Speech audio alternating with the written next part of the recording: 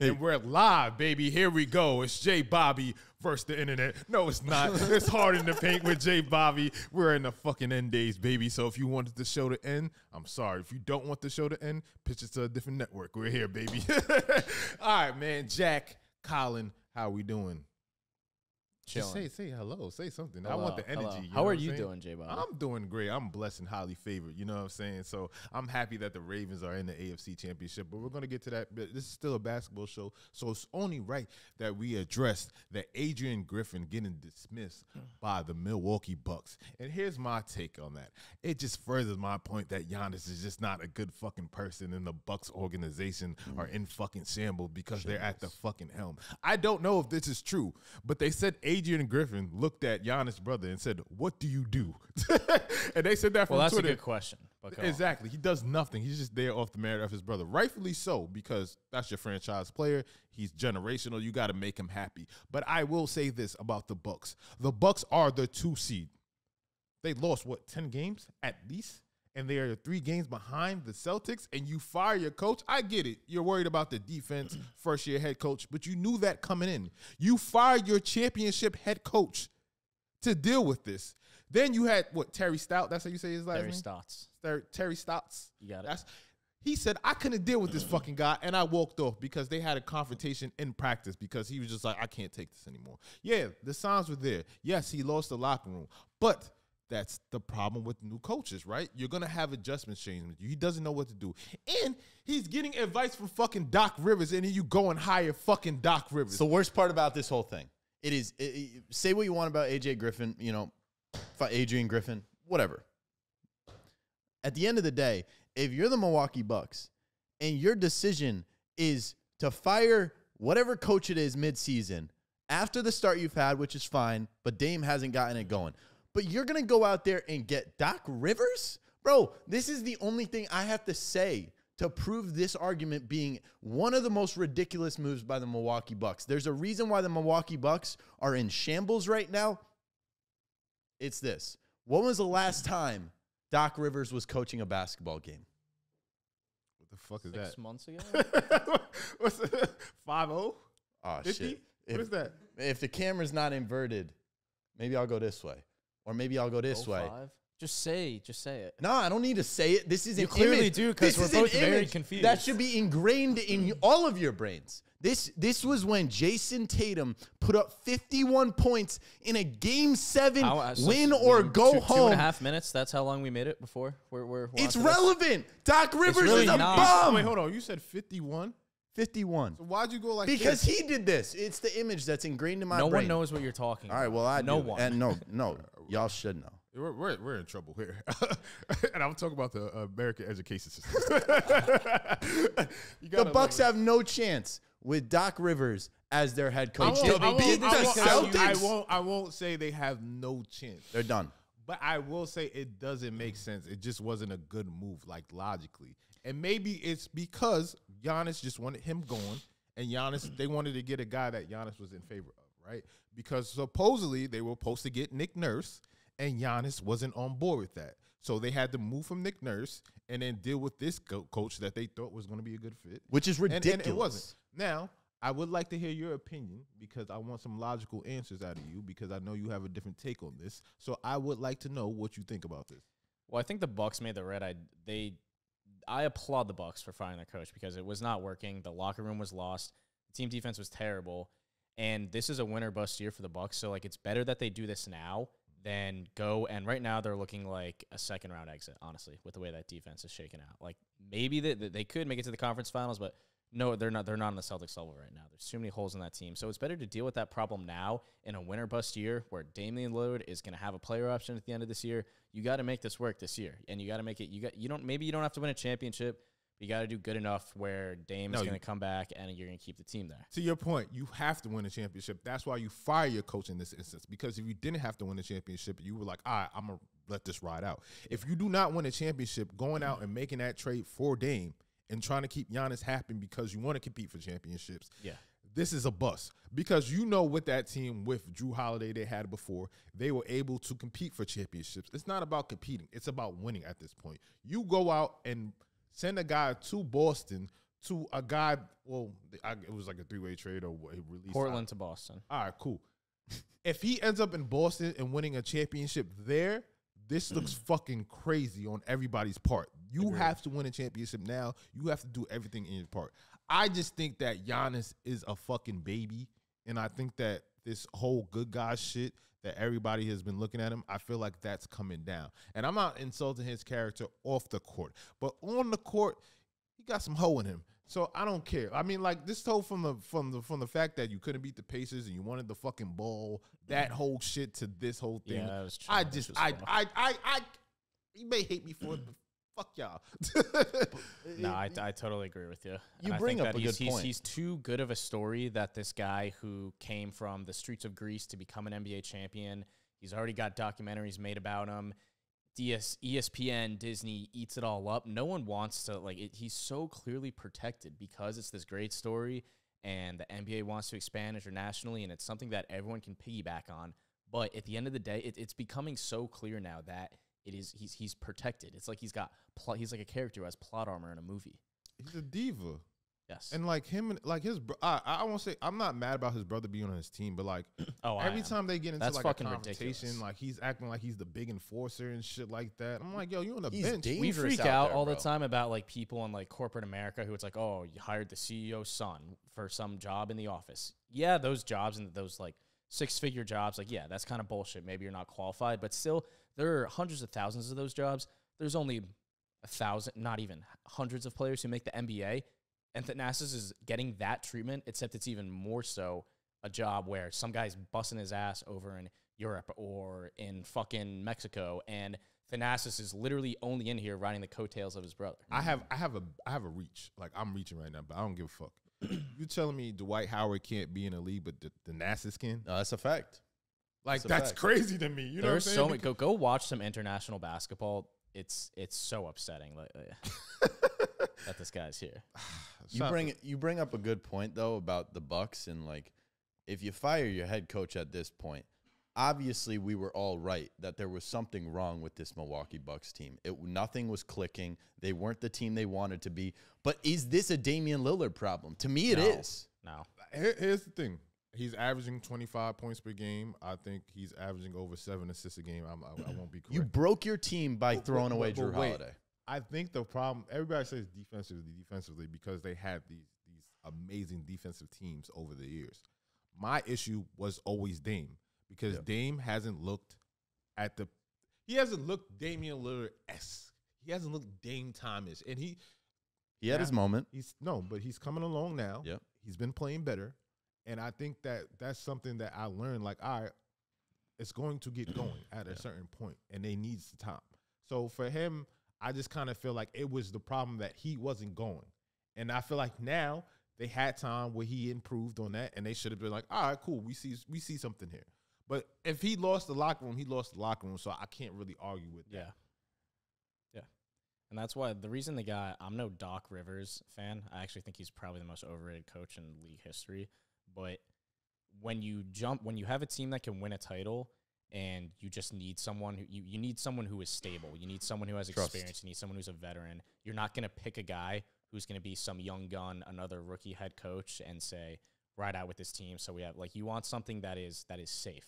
You know, Doc Rivers, it's like he's a game manager of like a coach. You like in this situation where you already have a good enough roster, you don't want like a Josh Allen, a guy who will come in, for better or worse, will dictate this pace of the game. You want a Jimmy G who will come in and just like take this good roster and maybe not elevate it, but he won't fuck it up, because the roster is good enough to the point where you can win a championship. But that's not what you want for an organization. No, but and it halfway all through the season, it's what you have to do. But I don't think Doc's to win going a to be there at the end of championship this year unless they go to the finals. I'll say this. To win a championship, Milwaukee just gave themselves the best chance in this year to win a championship. But it all just comes back to trading for Damian Lillard and that not being a way to win a championship. Yeah, let's go to confusing team to confusing team. And when I say that, I'm talking about the Minnesota Timberwolves. Cat put up, 60? Cat put up 60 on Kobe Day. He has 64. 64. He put up 64 on Kobe Day. And my thing about this, after the game, first of all, they lost to the Charlotte Hornets, who won 9 games previous to that. The Charlotte Hornets and you put up 60 and you lose, listen, I'm going to say it like this. It's two things that need to happen. Either the Minnesota Timberwolves are holding Cat back, or Cat is holding the Minnesota Timberwolves back. Because there's no fucking way after the fucking game, your coach come out and say, yo, we were playing immature basketball. And then, I thought that was fucked up. and paraphrasing the motherfucker, he basically said this motherfucker was basket hunting, and he wasn't trying to play defense. He wasn't trying to do. He was just trying to get a fucking bucket. So for them at that certain point, when you look at that team, and you look at that roster and how the relationship is when your head coach comes out and say that after the game, because first of all, they're the number 1 seed. So Not anymore. Oh, sorry, they're the number 2 seed. Still good, but OKC's 1. Holy shit. Sersky. Anyway, so look. You come out and say that, and then you do that in your team, you can lose a fucking game. You'll be all right. Yeah. Kobe Dave, go for the record. Fuck it. But I know it's alarming to lose to the Charlotte Hornets, but if your head coach says that, there needs to be a moving point, because after the end of the day, this is Anthony Edwards' team. So, Cat, make up your mind about what you want to do there, bro, because it's not looking good. Speaking of losing locker rooms, that's how you lose a locker room. It's like, there were reports where players were checking in to see how much Embiid had, to see if he was, like, if he could catch that. Like, he was basket hunting, stuff like that. I still don't think you go out and you say to the media publicly, yeah, this was childish, this was immature. You say that in the locker room, and, feel free to ring him out. It's ridiculous that they lost that game with the start he had, but there's no need. Like, what are you gaining as a coach from publicly putting your player down like that? So when Minnesota is a first-round exit, I'll say I told you so. I don't know how you got there, but all right. No, I mean, if you just want to look it's at one game, it's one game. If you want to look at what Minnesota, they're second in the West. There's no denying that. But when you want to look at Karl Anthony Towns and what he does and what he's done in the past, I've watched playoff game after playoff game of the Minnesota Timberwolves. Not really, but I've seen a decent amount of playoff games of the Minnesota Timberwolves with Karl Anthony Towns in this Cat era, and he can't score the basketball. He can't get more than 15 points. He can't hit a three-pointer to save his life. So he's going to go out there and drop 64 points. I view it as a positive. I view it as hopefully a confidence booster for Karl Anthony Towns to go into the playoffs and do that in the playoffs. But when you're talking about wins and losses, I could care less in the regular season. So it's a positive for me with Karl Anthony Towns dropping 64 points. That's impressive. All right. Yeah. I just had to say that. I mean, I don't really care that Embiid scored 70 points, because that's what Embiid do. Bro, at halftime, he scored, I think he had 40 at half, if I'm not mistaken. Maybe 30, 40 at half. And he had 40 at half. And then I looked at the fucking the FanDuel shit, and it was like minus 560 for 60 points. I'd never seen no shit like that ever. That's crazy. Shout out Embiid, man. The reason why I bring up Minnesota potentially being a first-round exit is I think you can look at the West right now, and I brought this up a couple weeks ago, but this idea that there's a lot of young teams in that front half of the Western Conference, and a team like the Lakers, the Warriors, the Clippers, the Suns find their way. Last year. Yeah. You find that 6-7 seed finds a way to beat the 2 or 3 seed. And if you're Minnesota right now, I mean, you're hearing Anthony Edwards complain to reporters in the locker room. Is there shambles to be brought up here with the Minnesota Timberwolves and this mid-season struggle, even though you're the second seed in the West? I think the reality of the situation is that you have to let this team ride out just to see. Yeah, like I totally agree with that. You just got to see. Like last year, it was the injuries. They're fine. Like 2 weeks ago, we were talking about how it's like, oh, they're finally doing it. Like, not gonna let one blown game tear that whole thing down. Yeah, for sure. So you let that ride out, but I think that here's my theory. If I'm the Lakers, I go ahead and make the call just to inquire about Cat. And you might say, whoa, they have Anthony Davis. Cat can play the 4. And you might say, LeBron needs shooters. Cat can shoot. So that adds to like size and space in the floor. Now, you might disagree with that, but to me, if you look at what the Lakers are doing, going out and trying to get DeJounte Murray or like inquiring about Bruce Brown, that's not going to make your team better. It might a little bit, but is that going to be the solution to change what's going on internally with that team? No. So when you look at when they won a championship, they had size. I like that because there are not a lot of good bigs in the league. Like, there's a very few amount of really talented, best of the best bigs. It's Jokic, it's Embiid, it's Karl Anthony Towns, and it's your guy Anthony Davis. So if you're the Lakers, Who cares about that? There's so many good point guards. Guys can make threes. Everyone can make threes. So many good shooting guards. So many good small forwards. But when you talk about the center position, if the Lakers can find a way to have Anthony Davis and Karl Anthony Towns, you have 2 of the best 4 bigs in the NBA. Tell me why that doesn't work.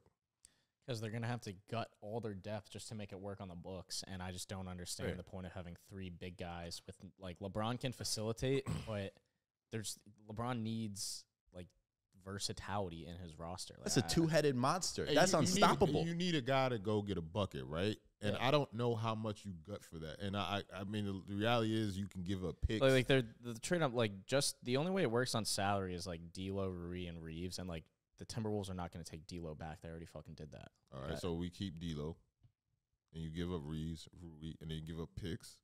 Could that work? No.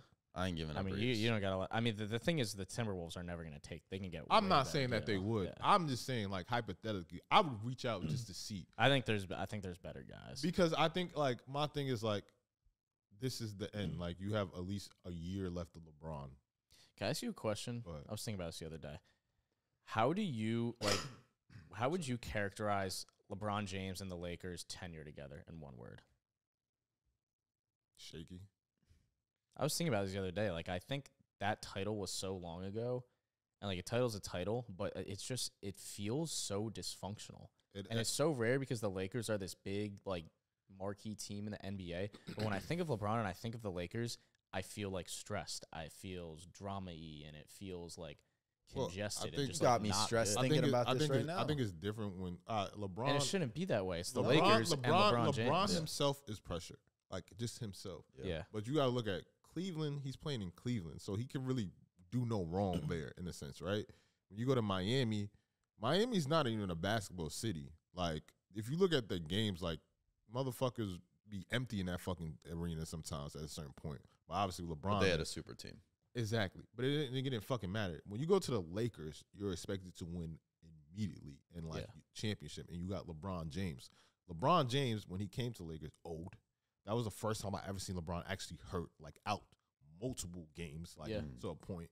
And obviously, rightfully so, because he has so much wear and tear on his body that when he got there, there was a shitty roster. There was young guys pieces that still to this day that haven't really worked out in other places, right? When you look at like BI or like Lonzo, like that shit didn't work out. But then when you look at like Anthony Davis came, that was a success when they first started, and then COVID, and then bubble. Then after that, Anthony Davis injury, LeBron injury. Oh, let's fuck up our team and go get Russ. Like, I truly believe if AD doesn't get hurt that year when they play the Suns, they go and win back-to-back championships. Yep. But he gets hurt. So that should happen. So, I mean, it's just really injuries and LeBron being old, and this is probably the worst stint. Like, LeBron missed playoffs, I think, twice since he's been there, or once. Like, I don't know, but LeBron missed the playoffs, and then he got a first-round exit. Not counting his first when he was, like, running Cleveland when he was younger, but running Miami, way more successful in terms of making it, like, deeper into the playoffs. And, like, there's more negative press about LeBron and his team in the Lakers than there ever was in Miami and there ever was in the second stint of Cleveland. They won more. I know he's older, but the Lakers are this franchise that you expect to back a player like that, But and they you haven't gotta done understand, it's LeBron versus the fans, because no funny shit, rest in peace, but he's battling a ghost. Yeah. Like, there's the reason why people don't like LeBron, especially when he first got there, because of the whole tension between Kobe and LeBron. And what I've realized, it's like when you have a guy that you love so much and you put him to a standard of like, oh, he's the next Jordan, and then another guy comes on and he's like, oh, he's just better.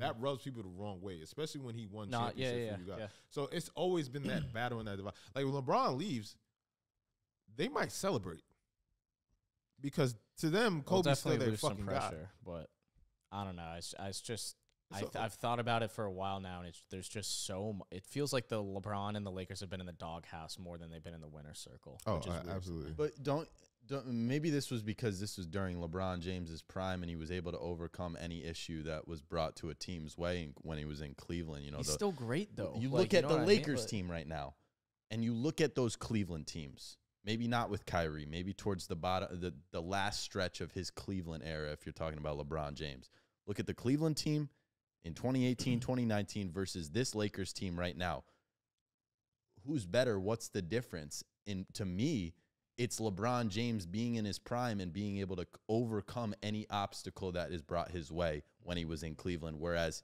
he's now older Cleveland, and he can't overcome everything. Job spacing him with shooters, though. So Cleveland was a much better team, you think, than this Lakers team? No, but I think they did a better job constructing. I feel like the X like you can't argue against like the star power of like AD versus what some of those latter Cavs teams had, but they did a better job fitting LeBron's play style in Cleveland than they have in Los Angeles. I don't think that's even close. Yeah. So is it they LeBron? put fucking Russell Westbrook in there for a year and a half who cannot shoot the ball. That like they consistently fuck up in spacing him and spacing guys around him. I don't get it. AD and LeBron. LeBron's still great, but he's old. And, I mean, he's been healthy this year, but then he doesn't play like – I don't even think he played last night. He didn't play last night. He didn't. So, because he's old. Like, you know what I'm saying? And the AD, like, yeah, this motherfucker can go out and get 30, 35, but then next week he can get fucking 14. Yeah. Like, I don't – like, he's inconsistent on top of that. So, it's just like – I don't like it's just been a weird fucking stint. But at the end of the day, bubble or not, they got a championship. So he was still able to get it done, go to a Western Conference Finals. You get swept by the Nuggets, but you ran out of gas. You beat Golden State. To me, I look at that LeBron versus Steph battle that we got last year, and that shuts me the hell up. That shuts me up from saying Steph's the GOAT. So before we move on from basketball, I just want to say that Jokic went into your house and broke the fucking record in your fucking house. Yes. You had to watch that on televised TV. Televised TV. Yeah, televised TV. Not TV. radio TV. Televised TV. So national broadcast. I don't know if you know this or not, but prime time, baby. Jokic and the Nuggets took your food, broke your record. The Jokic and the Nuggets winning that game, it actually sent me to Thailand. Oh, so you're going to Thailand? Yeah, give it a month. See, the problem is, bro, people in the comment section, they hit me up the next day, and they're like, and I made a podcast clip or whatever about the Chiefs talking about Mahomes, and they're like, bro, why aren't you already in Thailand? Why aren't you in Thailand right now? Bro, it takes 38 hours to fly to Thailand. Give me a couple of days, give me a couple of weeks, but I am going to Thailand, and it is because of Nikola Jokic. I'll give my flowers. I will say that Nikola Jokic is a phenomenal basketball player. You're not going to get me to say that he's a top 5 guy. You're not going to get me to say he's a top 3, but I will say I go to bed every single night, and I have absolute nightmares, to say the least, about Nikola Jokic. Every single night that I go to bed, I see a ghost. I see Nikola Jokic, and I can't go to bed. I realize when I say Gen Z Skip Bayless, I mean it. And the reason why I mean it, I found your LeBron I found your LeBron, but it's only Jokic in a sense. You know how he hates LeBron so much, the frozen one and all that other shit. Jokic is your LeBron. Like when Skip Bayless says LeBron James is like a 9th or 10th best player all time, it's kind of like that. Yeah. Except I feel like my reasoning is like somewhat still valid. His reasoning is MJ. Your reasoning is the Celtics. My reasoning is that, yes, no matter what, I am going to rely fully on this Boston Celtics team doing whatever it takes to not let Jokic win the championship this year, and then we're chilling. And then I'm fine. Because guess who has 1 ring, and guess who also has 1 ring? It would be Tatum and Jokic. And Giannis has 1 ring. Luka don't got none. Right? Just ask yourself that question. If the Boston Celtics win the championship this year, what the hell happens to life? What's your top 10 list, man? What's your top 10 list? You want to go first? Go first, All right. Yeah, let's get away. So get the All-Star voting has ended. All-Star selections and shit are just gonna come out soon. What's an All-Star? No, he's not. So that's the thing. I have my top 10 fringe All-Stars. So these are guys that I think are having great years, but odds are they're not going to make the All-Star game for different reasons. Derrick White's not even on here. Derrick White is a fantastic role player. His numbers are great, but it's because he's playing with literally 4 stars next to him. So Derrick White, in your eyes, is he's not an All-Star. He's not even a fringe All-Star. That's not what an All-Star is. Sorry about it. He's nowhere near as good as Trae Young, as Donovan Mitchell, all these guys who have to create their own shot, who carry loads for their teams. He is he's the best in the league at being a role player, at picking up what the other stars leave behind. But no, he's he has no responsibility on that team. No responsibility, but it's very Run that small. back one more time. He's just talking about how Derrick White's not an all-star. That's the only thing You brought we've it talked up, about. yeah. And it's I disagree so much because You're wrong. you replace Jalen Brunson with Derrick White right now, and New York Knicks fans are gonna hate me when I say this, Yeah, but it's 'cause about you're the already same wrong, thing. and I know how you're gonna finish your sentence. They would I have just did. as many wins as the Nets right now because he's a role player. He's a good player. Derrick White is not a role player. He is Derrick White embracing carries his no role on the responsibility. greatest starting Embracing five his in role. the What's his history role? of What's his NBA role? basketball. Say that one more time. What's his role? His role is to complement the 4 stars on his fucking team. Say that one more time. If Derrick White and Jalen Brunson replaced roles and were swapped, and you put Derrick White on that New York Knicks team right now, they're the same team, if not better. That's the worst take you've had on the show. You can't even say it with a straight face. You can't look at me like that and expect me not to laugh, bro. You need to understand the I believe it. concept of being a guy who carries a load, who is the offensive hub, who creates his own shot, who facilitates, not a guy who spots up, catches the ball, and plays defense. Responsibility is a thing in this league, and Derrick White's responsibility is dwarfed to Jalen Brunson's, or Donovan Mitchell, or Trae Young, or more than half the starting guards in the Talk league. about greatness. You like that word because I sure do. Derrick White, Game 6 last year. That's all I'm going to say. All right. Listen, Should I get my top 10? I heard some hot takes. I heard some hooks. I heard some really, really bad takes. And I understand that you kids at home are trying to make it big in this fucking content creator world. But I just want to know, if you really, really willing to sell your soul to make a fucking egregious, blasphemous take like that just to get some clicks, I want you to do some soul searching right now. I want you to go home and just think and pray to God that you will never make a take so bad that it will have me looking at you like you just had 6 heads and a fucking dragon tail out your fucking ass, because that was probably the worst fucking take of all time. Respect yourself, kids. PSA. All right. Let's My top 10 fringe all-stars, guys who are having great years but won't make the all-star game.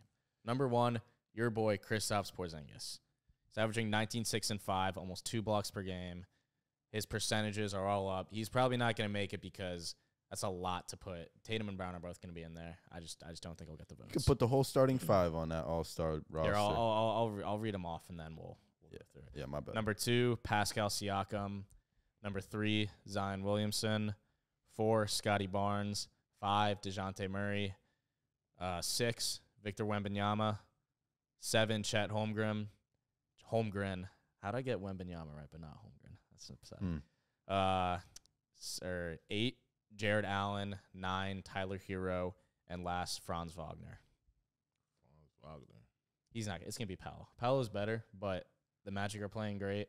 His usage is not far off from Paolo's. He's not gonna get it, but he's having a great year. The Magic got fucking blown out the other day. Fuck the Magic.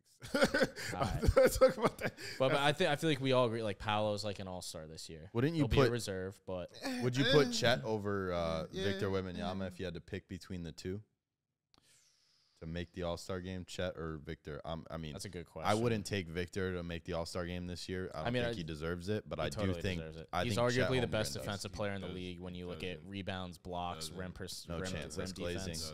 It's not glazing. I just gave you. I told you a reason. I appreciate why. it. Greatness. I'll tell you why. I told you a reason. I told you a reason why, and you said he's glazing.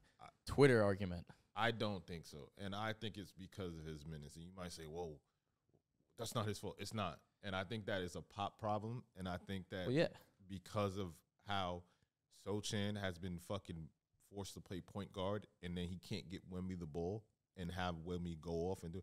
Now Wemby, I think, is averaging 20 points a game at this point. And I think with Wemby is my problem is that you can't be the rookie of the year or all-star when your team is in last place. That's why he's a fringe. I'm not arguing he's going to be an all-star. I'm saying he's playing good enough to, but for those I don't think not playing a lot that's not his fault. So that's why. But that's what I'm saying. But I'm saying I understand the fringe argument, but at the same time, is he good enough to be an all-star this shit? I think he's good enough.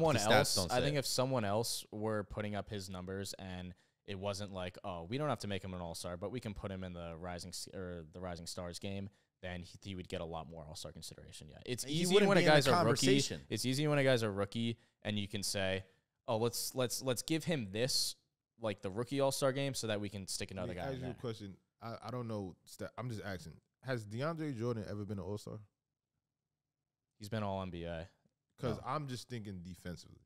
Because that's the main argument. I'm almost for Wemby, positive right? he has. Because if we talking about defense, I don't know too many players that just make it off defense. I'm just saying. Yeah, he's made an All-Star. He's been 3-time All-NBA. Okay, then that's fair. But don't you think that he's talked about in this All-Star conversation because it's Victor Wembanyama, and if it was some random player not drafted first and just some random player that had the same exact stats, don't you think he wouldn't be discussed as an All-Star? But because Victor Wembanyama is this big stature in his first season, they're going to talk about it. No, I don't think that at all. I mean, his numbers just. I just think my theory on it now is that, you know, the argument is between him and Chet is that Chet is so much more efficient. He wins in all the efficiency, like the sabermetric stuff like that, whereas Wemby is better in points, rebounds, like all the like per game stuff.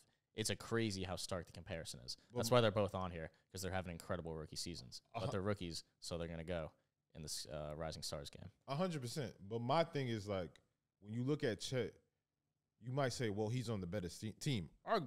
Of course. Not even close. Not even close. Yeah. But I said this before. They were the 10th seed last year. They didn't even make the fucking playoffs. So from that to first place, there's a reason for that. Yeah. And that reason is Chet. So I can't. My thing is, like, when I look at Wemby, and my whole argument is he's not playing enough minutes. Not his fault. I agree with that. But there's no fucking way you are. And this is my argument that he can't be Rookie of the Year is because they're in last fucking place. And I feel like Wemby is coming along. I think he's progressively getting better throughout the season. But I don't think he's done enough for me at this point to me, like. I don't think winning matters for Rookie of the Year. To be Rookie of the Year, I mean, like, don't get me wrong. I think Wemby's having a solid year. There's a reason we didn't give it to Jason Tatum when he was the third leading scorer on a team that went to the Eastern Conference Finals that year. It was because he had a good team around him. I mean, he had that good team around him. They were winning. Donovan Mitchell. Yeah, that's it. It's just what Chet's doing. That's it. I feel like that's more of an MVP argument, and it's you're allowed to have your own opinion. I think Rookie of the Year, because they're younger guys. Oftentimes, you don't expect them to carry a team yet. It's not about the winning. And all right, cool, that's fair. But I don't think Wemby has been playing lights out to the point where I'm like, holy shit, we have to give him the Rookie of the Year. I mean, he's top in blocks, and rebounds, and percentage around the rim, defensive rim percentage. But the motherfucking 7-11, of course, he should be top in blocks. That's a given. I'm not taking. I'm just saying. Come on, bro. Work with me here. I mean, yeah, but like that's why like you're good because you're good. Like, I'm not saying that. I'm not saying that. But what I'm saying is that he should. But anyway, I mean, I think they're both. Those were guys I put on here, and I because I thought it was an easy argument. Because, like I said, if you have people hate Rudy Gobert, but Rudy Gobert is a good example. I can put Rudy Gobert in the All-Star game, and I can put Wemby in the Rising Stars game. And it's okay because they're both getting a little bit of flowers. If I put Wemby in the All-Star game, I got nowhere to put Rudy Gobert. So it's like I'm hyping up one guy just a little bit more and the other guy's getting nothing. If I can celebrate both guys, then I think the league is going to do that. Well, before we move off the Chet versus Wemby stuff, if we're really debating about them and it's a legit argument, you know, you bring up all the stats and everything like that and it's pretty close, wouldn't you just lean in the argument towards the team that is first in the Western Conference in the Oklahoma City Thunder compared to a team that's literally in last place? Isn't that the deciding factor for you? No, because it's an individual award. And again, I said winning doesn't matter as much to me when you're a rookie. But one team is first in the West and one team is last in the West. It's not most valuable player. It's not most valuable player. Yeah, fair. It's who's the best rookie. It's a singular noun. I guess valuable players, but value means how do you apply to what's around you? They're just head to toe. To me, the conversation is dead even. It's a tough debate. It's why we're having it. So to me, I lean with the Oklahoma City guy in Chet Holmgren because he's first in the Western Conference, and I make that a part of the argument. And maybe I'm wrong to say that. All right, you're top 10. All right, bro. It's my time to shine. You ready for this? Yeah, I'm ready. Not really, but yeah. All right. Top 10 players with the best chance to become the GOAT.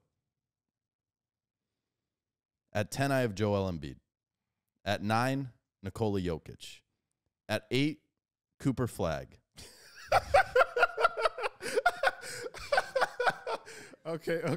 Okay. Man. At 7, Anthony Edwards. At 6, Giannis Antetokounmpo. At 5, Luka Doncic. At 4, Victor Wembanyama. At 3, Jason Tatum. At 2, Stephen Curry. And at 1, LeBron James. Stephen Curry will never be the GOAT. Jason Tatum will never be the GOAT. Jokic should be higher than fucking Anthony Edwards. And a high school basketball player? I Are you shitting on your own list already? Cooper Flagg. Here's the thing.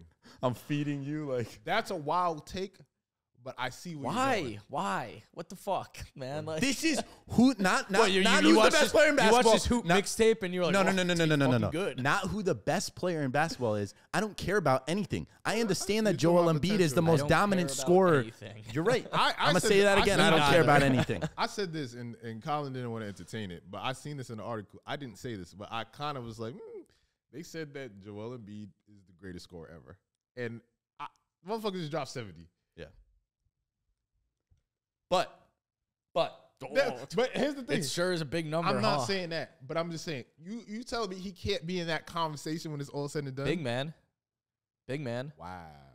Greatest scoring It's big man? that. What? Big man. so why are you gonna put Jokic That's a in there? compliment. Because he can do everything. Nah. He sucks. Nah. Wow. Wow. Sorry, that was why weird. can't he just be a greatest scorer of all time? Why I gotta be big man? Because I don't think he's as good at creating his own shot as some of the other guys. I don't think he's the speed at which he plays the game. I mean, He's not going to end up in there with the Durants, with the Kobes, with the Jordans of the world Tatum. who reel in these points time after he doesn't reel in these points. No, he does, but you're I'm saying saying- the you're pace saying- his what you're the pace saying- of his career, he's not going to finish with as many points as these guys. Centers have short-lived careers in the NBA. I just don't see it. I do agree that Tatum and Luka are the only two And guys I I think think by that eye could test- catch LeBron's points. By Listen, eye man. test, he's Go ahead. a capable shooter from all Mhm. levels, but is he? He's the greatest scoring big man of all time. I don't- could don't put know. Embiid as the greatest I center don't- of all I don't- time I when don't- it's all said and done. I don't Center? hate that take. Center. He has the ability. Give him a championship and do what he does. If he Give him a wins the championship. That's a championship- hard thing to do. You just But give if him he a wins the championship, That- that I'm changes. putting that the changes accolades. A lot. What? Changes a lot for him, like how people view him. Because like coming Yes.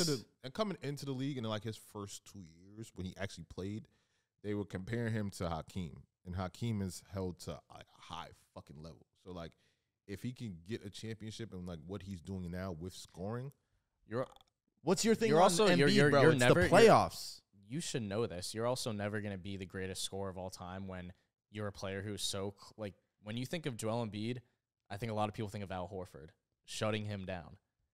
And I feel like that's a tough narrative to dodge around. There's not a guy like that for Michael Jordan. There's not a guy like that for Kevin Durant. There's not a guy like that for LeBron James. Maybe Kawhi. JJ Bavera. You You said that, not me. But that's what people say. They're like, I was like, That's a narrative based thing. And There's then- not a lot of stock in that argument, but I'm just backing up. And then, I still like, just don't think the pace at which he scores. Kobe would shoot himself out of games. Like I watched fucking Durant. The thing about scorers, they shoot themselves out of games. and Embiid can't do that. He's I too watched efficient, bro. Kobe and KD to do it. I don't agree with that. And versus the Golden State Warriors. I mean, guys have like bad games, but no, KD's one of the most efficient scorers of all time. true. Like he's more efficient than You're Embiid, right, and he does it without the free throw line. You're right. I'm not. You're right. You're right. Colin, I just think like I even eye test like there are so many things that like Kyrie Irving, Kevin Durant, Michael Jordan can do to create their own shot and get a bucket. Well, I mean, that's athleticism because they're fucking. I mean, Yeah. KD's a little bit different, but he's still a wing compared to Embiid, who's Yeah. a fucking center. and I've brought this up a billion times, but Embiid just hasn't done enough in the playoffs either. The playoffs are what matter at the end of the day. you're not the only person with that opinion. It's this idea. It's like a Josh Allen kind of opinion where like Embiid, you're gonna be the backup. He's gonna be the back-to-back MVP, most likely. He's better this year than he was last year. Correct. We do this He's had thing a where better we, like, season. We're like too far ahead. Embiid. I think Embiid didn't deserve it last year, but he deserves it this year. Okay, no, he definitely deserved it last year. But back to the argument, He deserved it the year before. yeah. Your I don't only thing about remember. Embiid, your That's what only happened. hit He on deserved it the Embiid year is that he before. hasn't won a championship, right? That's the only I mean, thing that's you not look at. MVP, but No, I no, think I'm that's talking why- about legacy. I'm I talking know, I'm about just making sure we're greatness. moving off the MVP topic Yes. because the MVP is a regular season award, and I could know care that, less and about the all that, MVP. but- Okay. I'm kind of just giving Embiid Yeah. his flowers, saying Yeah, he's had a better the season. He's the Tony Romo of basketball. So Embiid finds a way He's to better win a than Tony championship. Romo, but Embiid finds a way to win a championship. That proves all these people's narrative about Embiid not being able dude, to I'm get not it even done. looking. I mean, winning a championship is fucking hard. I just want you to not go out in the second round and average like 15 points. But one hasn't done- he hasn't championship done that gets yet. him. One championship gets him to be arguably the greatest center of all time. One championship. That's it for Embiid. That's the only thing he needs. If he gets another MVP this year and wins a championship, then he's right up there with Jokic. And we talk about Jokic. We don't say Jokic is the best. We say he's arguably the best. But like, it's hard to argue against it if he has a similar resume, bare bones, as Jokic. Sure. I feel like it's all situation and path and everything like that. I already gave you that he's the best scoring big of all time. I don't know what more you want from me. That's a pretty good compliment. Yeah. I'll say this. I just want to get you more angry at this point. You know, how does it feel? Talk to me about Daniel Jones. You really want to see me pissed off. Nah, hell no. Hell Fuck that no. guy. How does it feel to have the New York Knicks come into your building and be louder? This is the biggest non-story of all time. Yo, you'll never guess that where both teams play. You'll never guess that it's only like a 5-minute train ride away. You'll never guess that one stadium is $50 cheaper than the other one. Mm-hmm. You'll never guess that one of these teams is 70 years old and the other one is 10. Mm-hmm. What do you think's gonna fucking happen? Listen, Mikal Bridges wasn't too happy about the New York Knicks because he said he felt like he was playing an away game at home, which is true. But people might think because they're in Brooklyn. No, if they were in New Jersey, this still would be a fucking away game for them. I've been there. I've seen it. New York fans, because they can hop on a train, will go right to fucking, it used to be the Odds Center, and fucking take over that arena because it's right there. New Jersey, North Jersey at that, is built around being that they're so close to New York. So a lot of people from New York work in New York, live in Jersey. So it's always going to be a home game for New York. The only way to fucking do that, if you, not even Central Jersey, you would have to put them in fucking South Jersey to get them away from like New York fans. But then you would have Philly fans, and that would be a whole other thing. But I just think that at certain points you have it's. I try to say it was going to be a Nets town when they got KD and Kyrie. Well, they could have, but then the owner had too big an ego. And I mean, this is what happens when you gut your team. Yeah. Like the team sucks the year after. Like, what do you think was going to happen? You traded away two of the best players in franchise history. And So- my thing is, if they would have won championships back to back to back, and then they would have built And the youth of kids would have been generation, like, "Oh, look at this like the team," Nets. but they blew it. but they blew it. So it's always gonna be a Knicks town, bro. So get over it. No Nets fan has ever said it's a Nets town. No Yeah. Nets fan has ever said that. That is something that Knicks fans do to try to like say like, "Oh, it's always Nets." Like it's always Knicks. Yes, we agree with you. We're a smaller team. We're a smaller fan base. Stop trying to parade around like this is some great thing that you did. Congrats, you've been here for 70 years. I sure hope that you have the same big fan base that takes over any stadium. Like, Can it's not hard to figure out. can we kind of, I don't know if it's the ending of the debate or whatnot, but I do want to talk about what the Heat were able to do bringing Terry Rozier to the Miami Heat. Do you really? I do. Because Really? no, I just want to have a conversation about the Eastern Conference. Okay, go ahead. I really Even ju- the Pacers, I just if you yeah, can. that's kind of my next point. I just want to have an open discussion to end this thing about the Eastern Conference contenders and who really has a chance.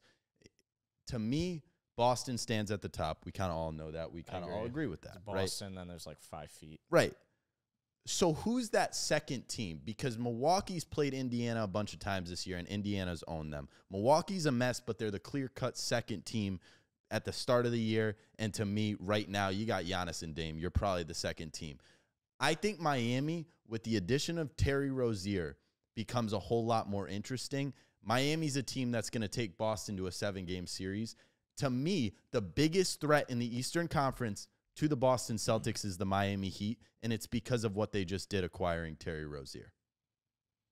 I agree So, with you. And I think that's obvious because they're the only one who's beat the Celtics in recent memory. Go ahead, JBobby. I mean, I get it. If you could beat somebody with Kyle Lowry, a corpse at this point. But my point is Rozier's nice. No, yeah. No, He's having a career year right now I across all stats. Miami's such a weird fucking team to me, bro. Like I'm taking Miami over Milwaukee. Are you? No. 7-game series.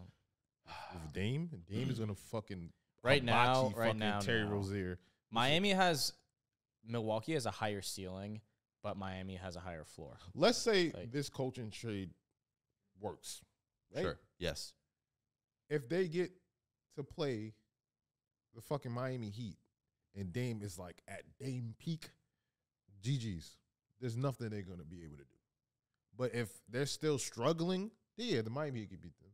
But I don't see that in a world that's like real fucking realistic. Like if Dame is Dame and like they're cruising and they're at maximum strength, like they're not. No, it's no fucking way. So are we in agreement that the semifinals in the Eastern Conference is going to be Boston versus Miami and then Milwaukee versus Philly, or do the Pacers find their way in that mix? I think that third team or the fourth team is going to be the one that's interesting. Is Miami the fourth team there? It could be. If I feel like Philly is the right answer right now, the way Joel Embiid's playing, but no, the Miami's the third team. Miami's third, Milwaukee to you is 2.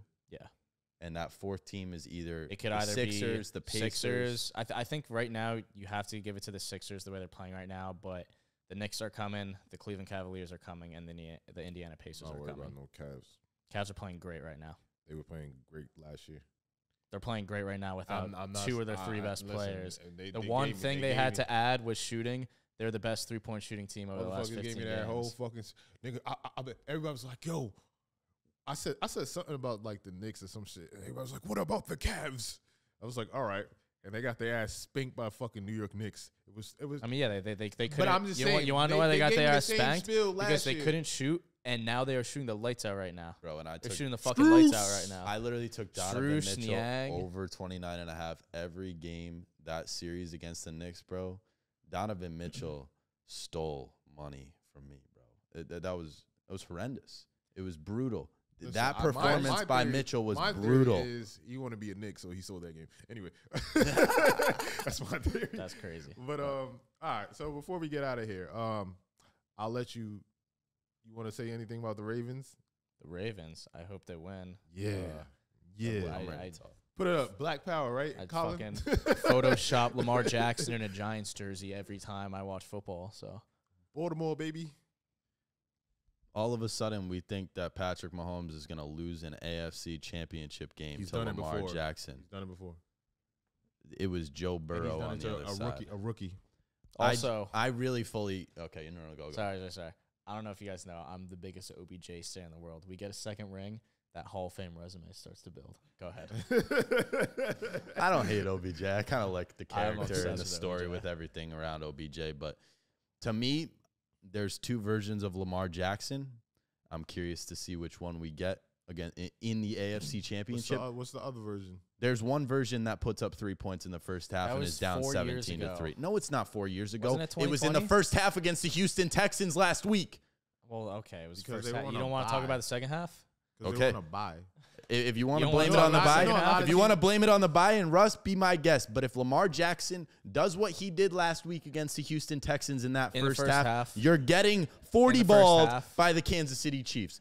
Patrick Mahomes will run away with that game. Reason. You know that's bullshit. How's it? Because the Kansas City Chiefs have struggled all year with their and it does not matter. Receivers. No, it does matter. Nah, because you got you Kelsey. know why? Who did they play? Who did they play in the first round? The Miami Dolphins. And they had to play them in fucking cold weather and minus. And they never win in fucking minus degree weather. And you know Tua is shaking. Nobody believed in the Miami fucking Dolphins. You didn't believe in them. Nope. What about last week, though? Buffalo. Josh Allen, brightest of the lights. The lightest of the brights. Patrick Mahomes owns Josh Allen, bro. Yes. Josh Allen and the Buffalo Bills lost to the Cincinnati Bengals Daniel last Jones year. It was supposed to be owns the the Washington Commanders. I don't give a fuck about the Buffalo Bills. The Buffalo Bills, shit, they could have, at a certain point, they almost didn't make the fucking playoffs. So you think I'm scared about some fucking Buffalo Bills, motherfucker? Listen, bro, I'm going to say it like this. At the end of the day, that Ravens team has been counted out all fucking year. Yes. all fucking year. Rightfully so. And motherfuckers had the same motherfucking energy when they played the 40 fucking Niners. And you know what they did to the 49ers and Brock fucking Purdy? Shout out to you, Jack Perotti. They bust that fucking ass. The Lions came in. They was like, oh, the Lions. They bust that fucking ass. And the, CJ Stroud, he's getting hot. They bust that fucking ass. Because it only took them a half because they had a fucking bye week. And, Lamar Jackson didn't play the last game of the season. So he had to get it, going. And he fucking did. And they bust that fucking ass. So I don't want to hear nothing about nobody the rest of the fucking season. Yes, there's a chance because they have Patrick Mahomes. And when you have Patrick Mahomes, you can't fucking count them the fuck out. But at the end of the day, Lamar Jackson, the way he's balling, is going to be a fucking 2-time MVP. It's this time. And motherfuckers, you have to worry about the offense. Worry about that defense. Patrick fucking Queen. Oh, yeah. Roquan. Yeah, worry about that. Oh, yeah. Kyle fucking Hamilton, the best safety in the fucking game. He's going to lock fucking Travis Kelce down. And listen, I'll leave you with this. I want no more Taylor Swift. Get rid of her. Lamar Jackson, I pray for you. Get rid of Taylor Swift, please. It's truly everyone's worst nightmare. I've been saying it for a couple of weeks now, kind of trying to manifest it. My take is that the Kelce brothers are worse than Taylor Swift. Yes. What's it? The douchiest thing in the whole fucking world I have ever heard of was so I saw you rock Arrowhead. Why don't you come see me rock Arrowhead? Like you're not even the quarterback. You're the fucking tight end. You're a great tight end, but I thought that was the lamest fucking pickup line I've ever heard in my entire life. Yeah, you got a lot of things going for you. Sometimes you can afford to airball and maybe still land Taylor Swift, but I'm going to keep it very simple. I really don't understand what happened, what changed, why we view this game differently. All of a sudden, Lamar Jackson has another MVP season, and everyone thinks that he's going to go and just own Patrick Mahomes. I'm sorry. One team has Patrick Mahomes, the other team doesn't. And frankly, one team has Travis Kelce and the other team doesn't. Travis Kelce is coming back. Travis Kelce got hot at the right time, and if there's a duo I trust more, if there's a coach I trust more, if there's a quarterback I trust more. I pointed all to Kansas City and what they have. There's nothing that you can say that'll convince me to take Baltimore in this game. If Kansas City goes to this Super Bowl, we're fucked. No. I will say this: Patrick Mahomes is the greatest quarterback of all time. He solidifies as number 2. If you look at it's like him and Daniel Jones. he passes Joe Montana with a 3rd Super Bowl. All right. The reason why I say that because when we look at this team the whole fucking year, Kadarius Toney, we didn't know if loser. Fucking Rashid Rice was good or not. Travis Kelce has had a fucking mid-year. Couldn't catch a cold. They got Miko Hardman back. He sucks. I don't even know who else is on that fucking roster as far as wide receivers, but he struggled all fucking Dwayne year. Oh, your boy, Sky Moore. Fucking he fools everyone, myself included, every single year in fantasy. You think because his name is Sky, you think he's going to catch a lot of long balls? Doesn't happen. Bro, he's been fucking, but you're making me feel better about my Kansas City Mahomes been pick. in hell. No, I'm not. The receivers are shit. Find every single reason why Kansas City how they're going to win. The 49ers had a way better offense when they had CMC, Debo, fucking Kittle. What's the other guy's name? Ayuk. Think about it, right? And then you had a upcoming Brock Purdy. And they fucking stomped a mud hole in that ass. So I'm not worried about anything the Kansas City. First of all, Pachenko and Patrick Queen, when they fucking hit, it's going to rip the fucking universe. And then it's going to be over. Fuck that hard running shit. That defense when fucking Clowney's coming off the fucking edge. Good luck, buddy. Playoff games, this is what I'll leave it with. Playoff games are all about the quarterback matchup. And defense. No. You look at this matchup, I could care less how good Baltimore's defense. Let me tell you something. You could bring back Ray Lewis to this Baltimore Ravens defense, and I'm still taking Patrick Mahomes and the Kansas City Chiefs this weekend. And the Baltimore Ravens, when they had Ray Lewis, they beat the Patriots. Fine. You win. Because Ed Reed is the greatest fucking defensive player Bill Belichick has ever seen in his fucking life. What is that? Basketball highlights? Ben Simmons high school highlights. Oh, nice. When he can shoot, he can shoot. Yeah, when is he coming back? Never. All right, man, we're getting out of here, man. We got one more episode left. So, like I said, if you want to support the team or get us a different network or some shit, holla at us. Gang, gang.